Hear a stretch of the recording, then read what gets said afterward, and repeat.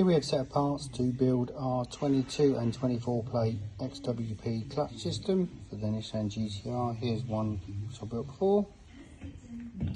Parts need to be in good condition. This is a tower.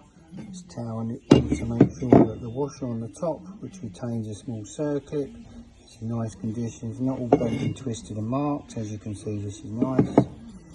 Condition of all this in here needs to be nice. On the other side, you need to make sure this bearing surface is in good condition, no grooves or considerable signs of wear. The bore itself needs to be nice and smooth and parallel. You will see these lines on the inside which are caused by the seals on these stems they sit on. That's fine as long as when you run your finger down them they are straight. If they're uneven, that shows signs of excessive wear, which I have seen on higher mileage GTRs, which will cause loss of oil pressure on the clutch system. These are the stems. These seals here we have seen worn. You can buy this stem new, I believe, this part here with new seals. I would recommend that on high mileage cars.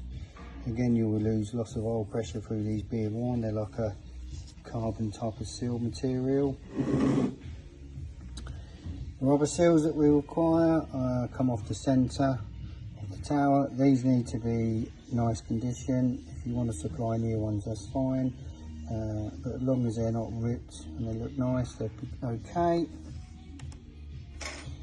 2 retainer clips. These need to be in good condition. Again, not all bent and twisted and overstretched where they've been stretched out. I've seen that where people have bent them. They won't work.